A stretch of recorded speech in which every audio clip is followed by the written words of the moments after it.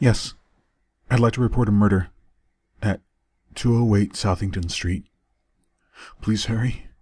Oh God, please hurry. I can't stay on the line. Oh, hey. You're awake. No. Don't try to move. There's a reason you're tied down. I'll get to that in a few. We have some time. It's only 3 a.m. Okay. So, how's about I explain how we got to this point? I met you at the bar. You seemed pretty cool, and it was obvious that you didn't want to be there. So I thought, hey, this would make it easy. We came back here to hang out and have a few shots and chill. And then I spiked your drink and gagged and tied you to the bed.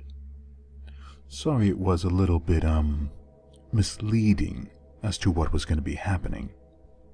Oh, geez, I'm making myself out to be some sort of sick. Yeah, no. I'm no Dahmer, so rest easy there. No, this has nothing to do with some sort of sick fetish. This is just, well, this is revenge. No, not against you. Let me tell you a little story. There was a guy named Eric. He was a pretty happy guy some time ago.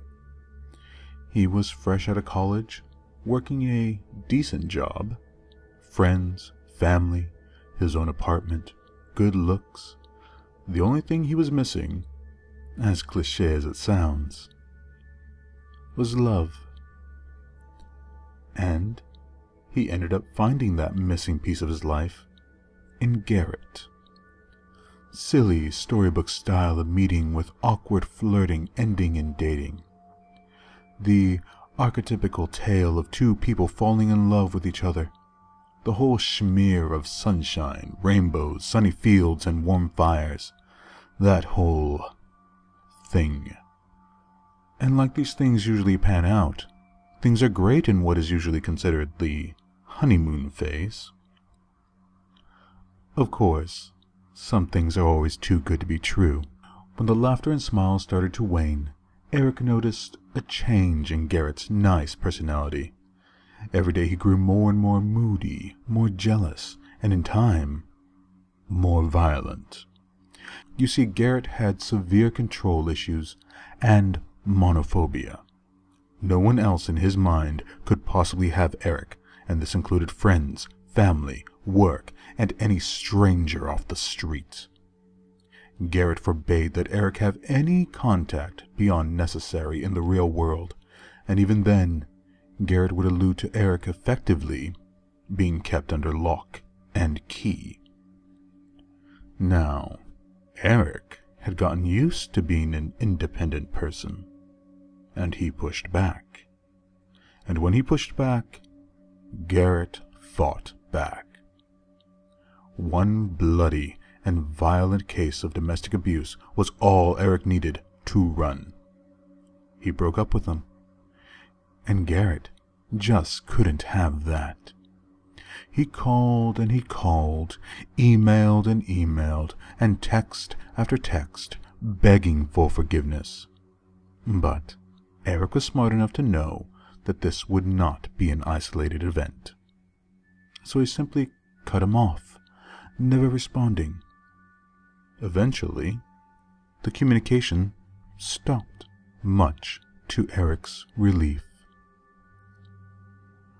One night, alone in his apartment, Eric lay in his bed, moderately content. He was sad, of course, that he was without love again, but it was better than the alternative. Plus, he had been talking to someone new, someone who didn't seem to be able to be classified under the crazy train category. As he drifted off to sleep, he couldn't help but wonder, what was Garrett doing out there in the city? At around 3 a.m., a sudden sound awoke Eric. He tried to move, but found himself tied down, much like you. He squirmed and wriggled, but was helpless. His panicked eyes scoured the room, searching for his captor, and his eyes fell on what his subconscious had already told him. The shadowy man wavered and swayed in the darkness. The light of the city filtered in from behind the blinds, giving small illuminations to the person in the room. He was dressed in a t-shirt and scrubby jeans. His shoes were muddy. What part of his skin he could see was caked and covered in dirt, and what he could only assume was blood. In one hand he held a bottle of brown liquor that he took sips in intervals from, much like this bottle here that I have spiked you with. The metallic scent of blood and the pungent aroma of unwashed body mixed with alcohol filled and nauseated Eric's nostrils. As the figure turned towards Eric, the little bit of light shone on his face, enough for Eric to recognize the twisted, drunken man as Garrett. Once Garrett realized that Eric's eyes were open, he looked down on him with a sorrowful grimace, and in a deep voice, he started to sing. I put a spell on you because you're mine. I can't stand the things that you do. No, I ain't lying. No, I don't care if you don't want me, 'cause I'm yours, anyhow, yeah. I am yours. No visible weapon was in his hand, but still the menace he felt from hearing those words terrified Eric. His eyes wide with terror as Garrett moved closer to him, repeating, I love you, I love you. I love you, I love you. I love you, I love you. Garrett inched closer with each phrase. He pulled up to Eric's face, his obsessed eyes burning with a madman's fire, the hot breath rife with booze. He sang, spittle flying from his mouth. I love you! Yeah! Love what I spell on you! Lord, 'cause you're mine, yeah! I can't stand the things that you do when you're falling around. I don't care if you don't want me, 'cause I'm yours, anyhow, yeah. Yes! Eric wrestled with his bonds, but he couldn't get free. He couldn't get out. Friction burns from the bindings began to bleed as he fought to be loose, but to no avail. Garrett slammed the bottle, shattering it, much like this, and screamed. I'll get you, want me around. If I can't have you, no one else will. I love you. I love you.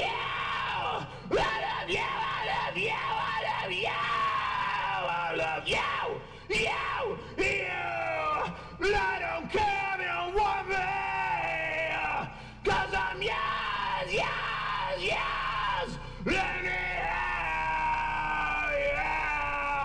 Eric tried so hard to get loose, but nothing he could do would break him free. He watched Garrett's drunken wavering. He tried to calm himself. He tried to speak, but found terror choking his throat. Finally, just as Garrett lifted the jagged edges of the bottle, Like this. Eric found just enough room from all his struggling. He saw a glimmer of hope. If he could just get it free, he could undo the binds. He began to slide out his hand, just as the bottle came down. The razor angles of the broken bottle striking him in the chest, serrating his flesh at the culmination of Garrett's drunken screams of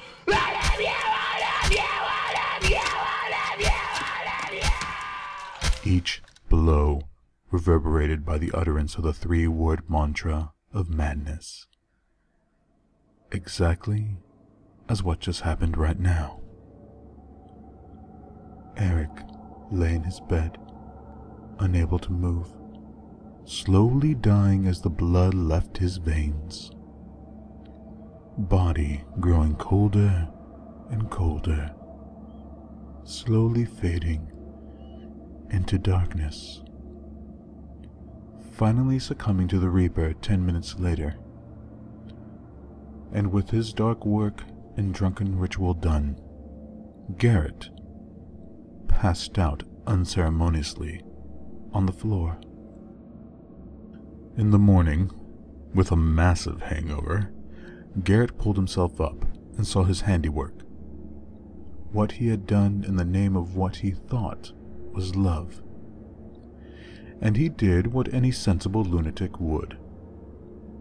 He hid his sin.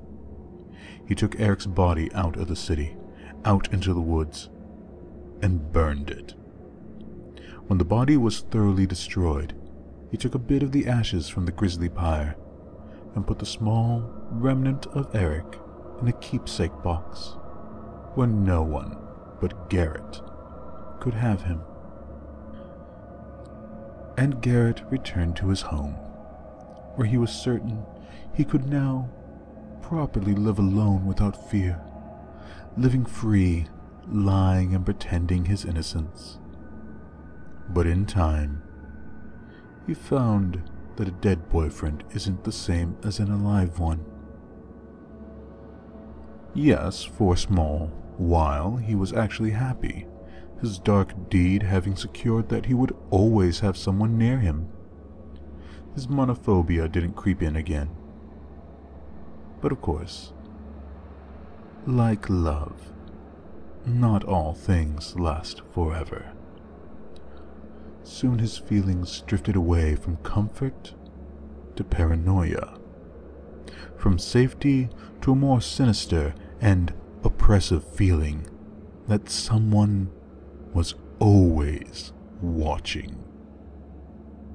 The paranoia grew day by day, at first unfocused, but over time gestating into knowing who exactly was watching. Each day, the feeling growing to the point that if it were a living being, it would be breathing in his face and staring into his eyes. The night he awoke, unable to move and unable to breathe, the feeling of something massive on his chest, was the night he broke his newfound courage to be alone. He began to go back out to search for someone again, only this time the fear of being alone wasn't the driver. And so, he's been going out to the bars and picking up people to assuage his fear. Men, women, anything to drive away the heavy dead air of silent observation. The driving need for company to protect him. And who wouldn't come home with him? You did, of course. And now here we are, you laying bound and gagged in bed, the same way Eric was just before he died. His ashes kept underneath in a small box, right under you. Perhaps you'll get a chance to hang out with him in the afterlife here, very soon. Don't try to struggle too much. You'll bleed out faster. There now. I'm certain you're confused, but I suppose the best way I can explain this is, you simply just can't kill a boy without his soul sticking around for a bit. Garrett wanted to have Eric, and now Eric has him. There are, of course, more than one way of possessing a person other than in a box. Once again, sorry for this, but you, my friend, are just evidence. Without a dead body, the police will have nothing to hold Garrett up for. Garrett robbed me of my life and freedom. I plan on doing the same to him. Once again, nothing personal. Here come the sirens. They took longer than I expected.